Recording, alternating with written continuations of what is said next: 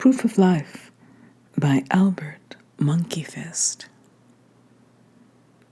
We are in a plane, the kind you jump out of. It's around July. We are at about 35,000 feet. Everyone has a parachute but Master Chief and me. I'm humming Hall & Oates, You Make My Dreams Come True. The mouth of the sky whale is open. Master Chief darts out into the sky without a chute, yelling, "Trustful!" Panicked, everyone jumps after him. As a kid, the first science we can wrap our heads around is objects fall at the same speed. They will never catch up. Master Chief is fucked. We go into our backyard, drop a helicopter seed in a rock, then realize Newton is a moron. Science is bunk. Back to making summoning circles. I'm bringing back corduroy. That's drag. Master Chief sprawls himself out into an X. The wind makes him cry. Magic is so rare now. Why? Magic diminishing because it is meant to be witnessed, not recorded. It's whispered, not twittered. Every Bigfoot, Loch Ness, Foo Fighter, and true love we take a picture of disappears into a flash, into that Superman 2D space prison cellophane album cover Marlon Brando presides over. What do you want from me? I am not going to flush out the whole epistemology of dwindling magic. Once a puzzle is solved, it's gone. Stop trying to figure it all out. I don't know why I'm obsessed with what light and shadow does to a woman's body. I wish I were light. Master Chief is light. Right now, below me there are ley lines, dimly flickering. Deep below the ocean, all the sunken ballrooms come to life. This is an old spell. Abraham with a knife. There is no reason, just trust. The oldie but goodie flight of the Valkyries fills that not-so-empty sky. The boys chasing him through the clouds, slick, head-first fist white lightning, fighting Jack Churchill arrows, closing the distance. I assume. I'm not watching. It's corny, to Master Chief and me. We are just some grand poobahs inducting some kids into the Masons. We are dressed like disco popes, the initiates in whitey-tighties. We smash wine glasses in a pillowcase, throw it before them, blindfold them, tell them to stand on the chair. Substitute the pillowcase of broken glass with a bag of chips and tell them to take the leap of faith. Why Master Chief is not worried is because we have no real attachment to anything but this platoon. We systematically ruined our lives, so we have nothing to get back to. We burnt more Troys than John S. Sumner. The boys are proving that they are all out of fucks. I'm lost without you. Little things can go wrong. When they grab Master Chief, they can hold him like limp Jesus, pull the chute, and snap his neck. The reason I don't jump is no one would go after me. In this play, Master Chief is the passionate heart. My role is the infallible brains. No matter how absurd my plan is, it must be correct. If I'm jumping without a parachute, I must have an out. Master Chief calls me lazy smart. All of these great lumbering men have simple creeds. Master Chief's creed is that there are 4 kinds of people: dumb lazy, smart lazy, dumb hardworking, and smart hardworking. The worst are the dumb hardworking. They're the type that made the impossible, useless, complex DMV. You get it. They are worse than the dumb lazy, the largest of the groups. Dumb lazy is anyone that worked anywhere. They're the reason there is the useless job of managers. Managers are just whip men for dumb lazy.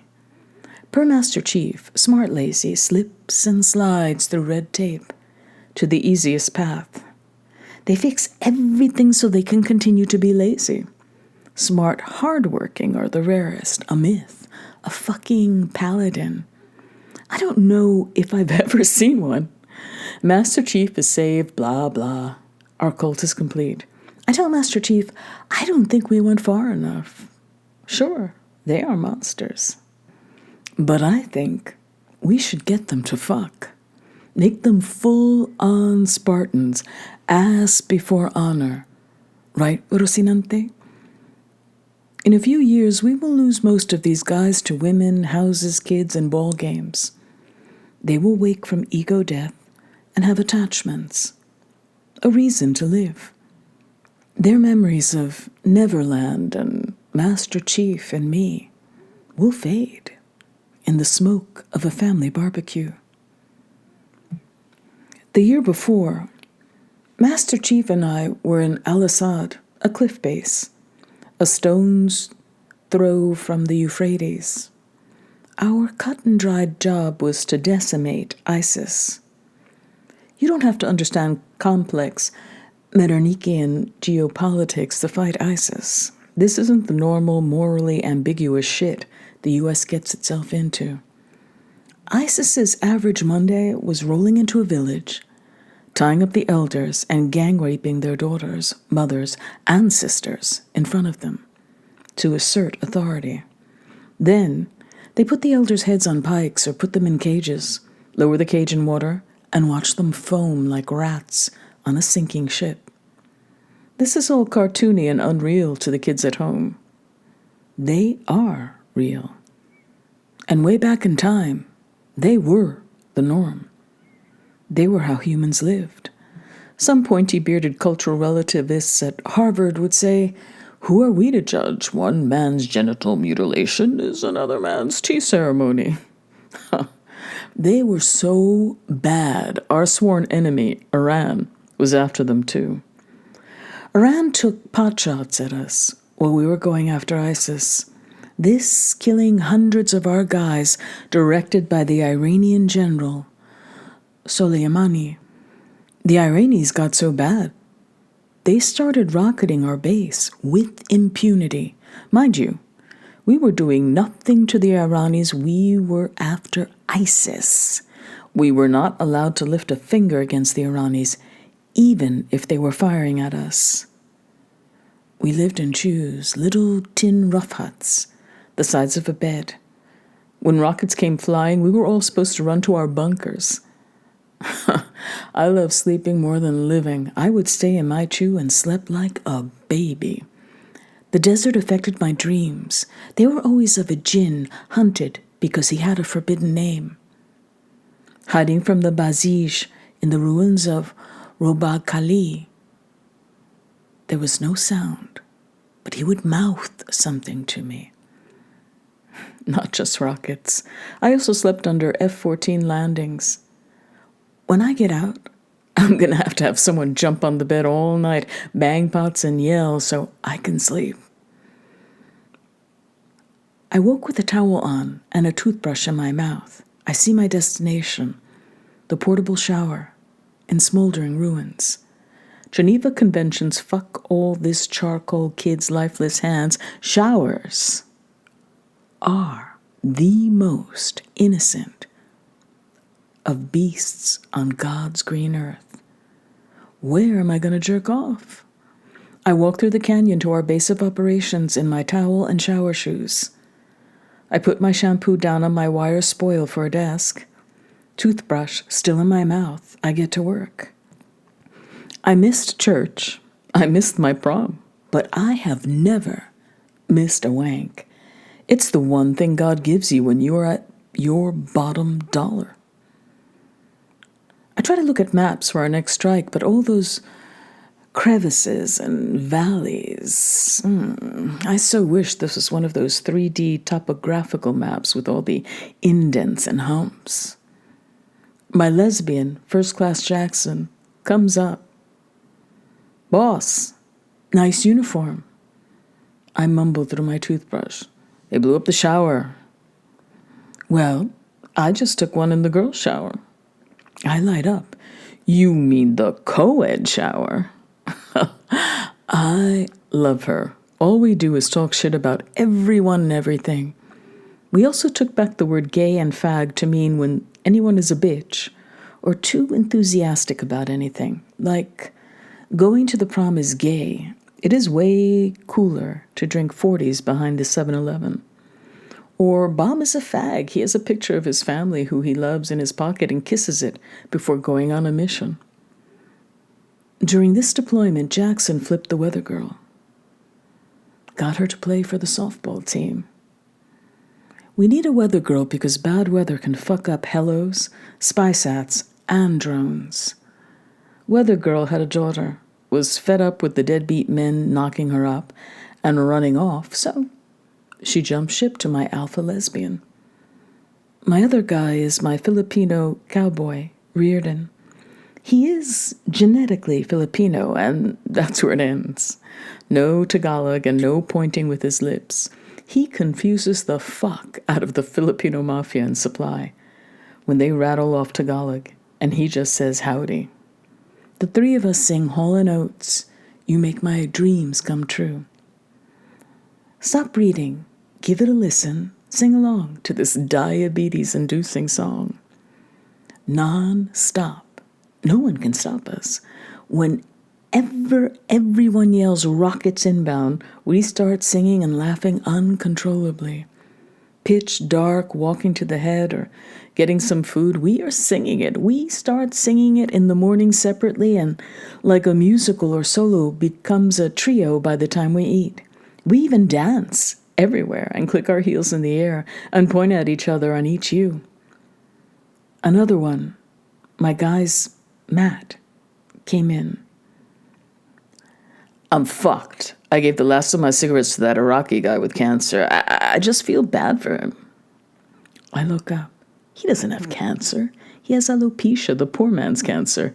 You gave your last cigarettes to a man who has a genetic bad haircut. Matt was a horror show. I first met him at a cash-only bar called The Plank in Imperial Beach. It's one of the sailor great meccas in the world. He was in SEER school. It's a school you go to if you want to be on the teams. It teaches you how to escape POW camps, survive torture like waterboarding, and how to live off the land when you escape. He had handcuffs. He was practicing how to pick them for the school. He recognized me as his future boss and started talking. Next to me was a woman drinking a bottle of vodka from her purse. All I know about her is she keeps touching my leg, and she left her kids at the laundromat up the street. I remember as a kid, our only phone was the one at the laundromat. Thankfully, the two of them start talking. Matt, drunk, asks me, "Warren, is it cool if me and her go skinny dipping?" The bar was right on the ocean. Bro, why in the world are you asking me? Do whatever. They go out. Time goes by. He comes back in, panicked. "She's naked and handcuffed herself to my steering wheel." What is he telling me? I went outside, and sure enough, that's what happened. She refused to leave his car, screaming drunk shit. I walk off. "Where are you going?" "I'm going to find her kids and take them home. You douche canoes can figure yourselves out." That night got worse, but thankfully, I was at home asleep. Back in Al-Assad, we had an OP. That night, I was with our interpreter. Night went bright as day, as tracer fire poured down on us from a ridge. My interpreter was shot. I tried to hold him up, but he was too slippery with blood. That was the shot heard around the world. It was the last straw for the Trump administration. Our interpreter getting shot caused the U.S. to target General Soleimani. He was assassinated by us in Baghdad a few weeks later. Iran would retaliate. 2 a.m., everyone is running around camp like it was the fall of Troy. Iran was going to fire ballistic missiles at our camp in 20 minutes. Ballistic missiles are huge, city killers. The U.S. in its history has never been fired on by ballistic missiles. Our camp is just the SEAL team. We only have handheld weapons. We don't have any means of protection. Master Chief, CO, and I met while everyone was burning all the classified paperwork, destroying everything with axes, fire, and magnesium flares, so the enemy doesn't take it. We agreed we were going to pull a blazing saddle, load up the vehicles with everyone, drive out with headlights off and all the lights on in the camp to make it look like we were still there. We drove over our own barbed wire fence. We know the camp exit would be monitored. And we made a wagon circle about a quarter-mile out. Folks were playing soccer in the pitch dark, thinking the attack would never come. It would be crazy. It would mean war. The blasts shook our brain jelly. You can feel your brain move. My guys and I looked at each other. This was our Fort McHenry. We were Francis Scott Key. We began solemnly singing, "What I want, you got, and it might be hard to handle, but like a flame that burns the candle feeds the flame. Yeah, yeah, what I got, full stock of thoughts and dreams that scatter, and you pull them all together, and how I can explain." Our faces aglow with all the light colors of the 4th. In the morning, we came back to camp, my vehicle window blown out as I was catching bugs in my teeth. I drove past a kid we forgot at the gate. He was there all night, not knowing anything. He was the one that was likely pouring 50 cal rounds at nothing last night. I went to the tarmac to pick up some sensitive equipment. Some planes got out with the few civilians we had around. Me and my guys went to one of the craters on the flight line. It was a baseball field wide and phone pole deep. There were little fires everywhere. I asked a bearded 3-letter agent guy covertly as I could, "I'm here for the stuff." He came out with suitcases of money. No, the other stuff. The news was crazy. Basically, Trump and Iran thought they were even and didn't go to war. Deployment was ending. I sent my guys home, and I finished closing the camp down. French, Polish, Germans were wandering all over the country in giant convoys, ruining from places that would be the next target. I would let them stay at the camp, or just me. There was enough food for hundreds. I would look at the river and try to remember a song. It was about a bridge. I don't for the life of me remember how it goes. I guess you can only be under or over a bridge. I've been both, often, at the same time. It's hard to look up at yourself and say, how did you get up there? And why are you down there? Do you need a rope? All monologues, no dialogue. What's worth saying aloud? Fire? Sorry, your zipper's down? Alice, don't take a left. That leads straight home. And there will be no story? I only know a few truths. Sense data is the objects of perception, not the actual object. The person, no Trojan horse or someone else makes it in you. Other people are dreams. After we are done talking, go down the stairs, and we wake up. We try to draw, write, remember what or who we've seen. Two dreams can't touch. I got called back home. My guys were in a helo crash. One dead, Reardon. One unconscious, brain swelling, busted back and legs, Jackson.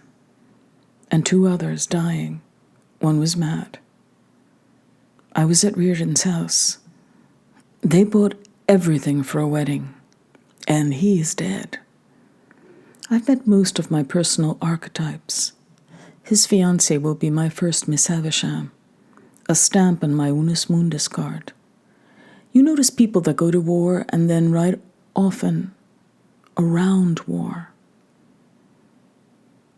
about something else.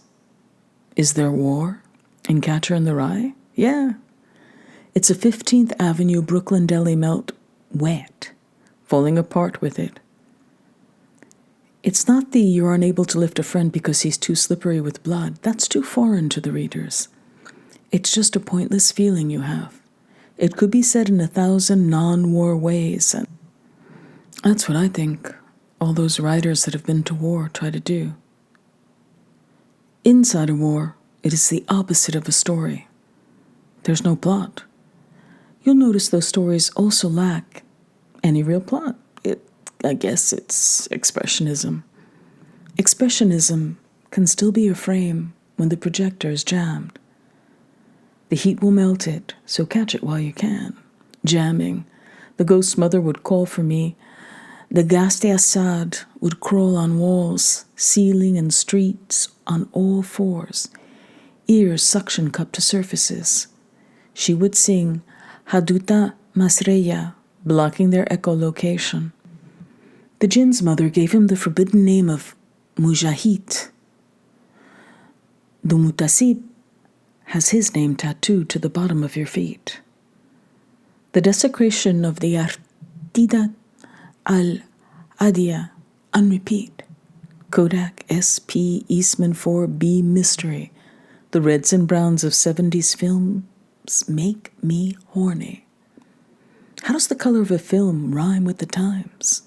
The film was red and brown. Clothing was red and brown. Porn was red and brown. It all radiated from the porn. In Sin Top Onamak, I am an abandoned place. The first of my kind, the last of my race. I will drive my name into extinction. I went to his house and dressed blues. Not just before a wedding, but also before the birth of a son. Unopened boxes with wedding stuff.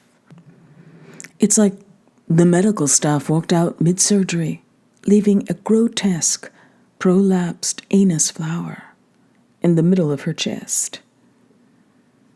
In this condition, she must normalize her life, get back to habits, or drift into deep space.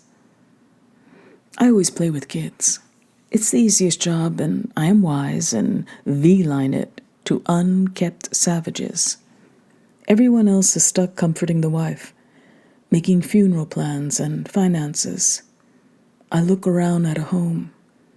If you know me, no matter how breathable the sensors say the air is, I am an astronaut that keeps his helmet on. Homes are alien worlds. Notes and pictures on refrigerators, family on the walls, appliances and board games. Laughing, fighting, and forgiving stain the skin. It's a goodnight kiss. Be good at school. I think of the anthropologists that'll find my cave will conclude no one lived here, then move on. I am relatively childish when I need to be, and I am still a dream walker. The kids and I play like we always knew each other. Even the mean dog likes me. The kids don't know. They're the last to know. The other job I take is watching the casket. We watch it nonstop until the burial. If you want to breathe rarefied air, be in a mortuary, in a dress blue uniform at 3 a.m. I push a key on the organ man. Do they breathe? There's life, air in every stroke. I don't know the name of the song I found. I never used the thing on your phone that could tell you. I'm a Luddite in that way. What song did he like? He was 20-something. I remember it was Bad Country. I can love someone with bad taste, an ugly face. There's no mystery to me. I don't plot. I don't have a master plan. When people talk, it's often plot versus plot. This jetpack is all I got. I can't write him a song that will do him justice. I would crawl in there and take his place. He had a kid and a wife, family reunions, and anniversaries where people share stories of his life. Me? I'm Tom Bombadil. I shouldn't even be in this story. Most of my acquaintances treat me like I'm make-believe. I can't really go away. I'm always kind of gone. I don't think this in the morgue. I'm not full of myself. I am full of all the things I read and see, all the people I meet. I am the Voyager 1 golden record player. There is not enough space for me in me. I love the world that much. On deployment, Reardon and I piped in American TV into camp. We pretended all we could get was Lifetime and the Hallmark Channel. It started as a joke, but soon enough, the whole SEAL team was addicted. Reardon and mine's favorite was a movie about mothers that made a male prostitution ring out of the high school football team, and the mom that was going to save her son from whoring. It was nuts. All writers are a little bit the bad guy and the good guy in their writing. The women who made this wanted to fuck subservient high school kids. That's it. The mom that was trying to stop it was only in the movie so it could play on TV. She didn't want the mom to stop shit. The funeral home was a lively version of that 70s brown and red. The normal decor of a funeral home. What you do when you're stuck with the dead is to try to muster up some feeling about them and death in general. But then you don't, and you feel like a psychopath. You talk to them a bit, first aloud, and then to yourself. Both have the same chances. I've seen a lot of psychopathic-looking shit in the last week.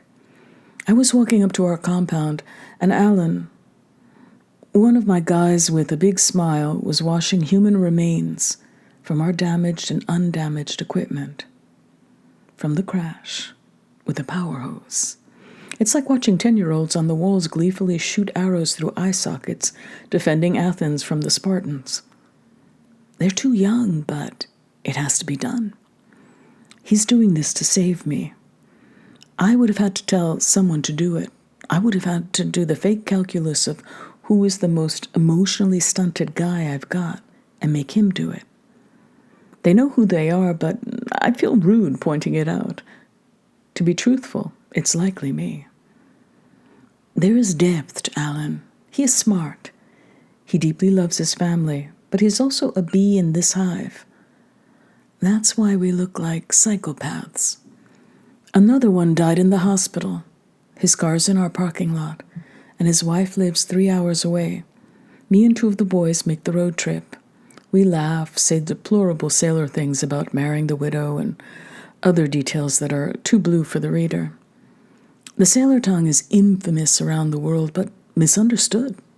When amongst ourselves, or the trusted, we jump straight into the taboo. Unlike landlubbers, we spit the evil out instead of building internal cities, creating an unholy dualism of the mind and soul, which should never go separate ways.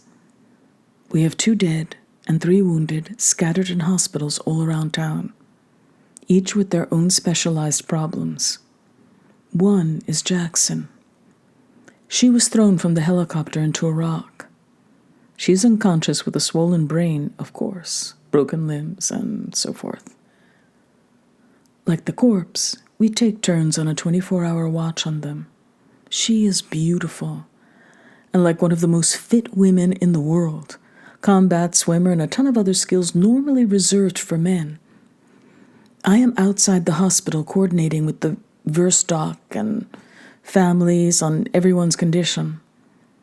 Alan comes down and says, "You might want to get your boy. I think he's trying to marry Sleeping Beauty, and the family's freaking out." With her brain off, she can't spin the plates of all these boys. Without her gay transmission, each of those boys think they are the love of her life. I'm sure you're still gay if you're unconscious. I wouldn't put it past them to put wedding rings on her limp fingers until she is an unconscious Mr. T on a plane flight. I grab scruffs of necks with silent signals of rage, trying not to disgrace the Navy with my or their actions to the family. I'm not really mad. Even this registers as morbidly cute to me. When the deceased car reaches the home, Master Chief is waiting outside.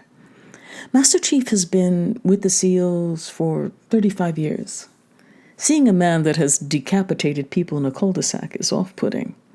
He is a monster of a man. No blood, just testosterone. He wasn't breastfed. He was dick-fed as a kid. 6'7", a chin dimple so deep it gets UTIs. Did you flip the vehicle? He was referring to ripping it apart for evidence. In this case, an inversion. He wanted us to get rid of all traces of infidelity of my dude, so the widow doesn't see it. No. This man can instantly dissect any event in the world and know what's going on. But in this, he is using his habit brain, not his now brain. My dude has a 3-hour commute to work. He has 4 kids and a business on top of the 7-day-a-week job with us. He has no time for another woman. But we flip the car to help Master Chief deal in his own way. Master Chief has to deal with the press, the family, a funeral in South Carolina, all the while keeping a SEAL team deployed to every hemisphere together. All we find is smelly baby stuff. All of this is followed a week later by police escort through some podunk town in South Carolina. Me in dress blues, white gloves, flipping a flag, handing it to the wife, marching around like a nutcracker. Gunfire. At a bar with his fat childhood friends, ashamed to be around us, they're thinking, I should have left home and got killed. It would be better than whatever this is. I weigh the options, and I don't know which one is better. I know it's not fit for a jinn and a human to have intercourse, marry, and have kids. I know all the jinn last names the Chinese made illegal in their Muslim provinces. They're all almost gone. The names, not the jinns. It's like the 1800s when Germans tried to wipe out the Jews by making it illegal to dress like a Jew. So, the Jews changed clothing. Years later, Germans wondered why the Jews were still there and why they couldn't tell the difference between themselves and Jews. Jackson is no longer in the Navy. She has no short-term memory. All her scars are under her hair. She looks real fit. She's been exercising like a demon. I just got out of surgery a week before. I look like shit. Her eyes are permanently dilated. She always looks manic. Heard you almost died. Yeah, I was shit and puking black. I'm going to the mountains to do a Rocky montage. Boss, before you go, I was wondering, what I want, you've got, and it might be hard to handle, but like a flame that burns the candle feeds the flame, yeah, what I've got, full stock of thoughts and dreams that scattered, and you pull them all together, and how I can't explain. She legally can't be here anymore. She's a civilian. But she comes back every week to hang out. No one cares about the fucking rules. 4-star generals won't touch our beauties. The opposite. They are revered and encouraged to come home. Sleep on the couch in our lounge. They meander. Out in town, They are treated like the walking dead.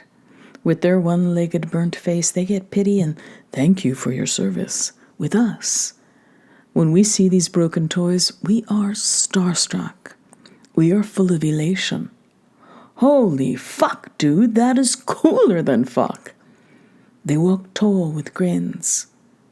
They know we pour out genuine, hot, white love, not sympathy, for them. We are truly jealous of how fucked up they are. These are not cheap tattoos that prove you're a biker. They have arms, legs, and half a face in heaven. They come in jovial, laughing with hugs. We want to kiss the scars like you would kiss the Pope's robes. Dude, can you see out of that eye? Nah, it's glass. Dipshit, you should have gotten an 8-bore or a pure black eye. You think I could pull it off? Motherfucker, if that eye was black, I would fuck you here and now in front of the Gadunk machine. There is no miscommunication. They understand this is love in its purest form. They are our most precious possessions.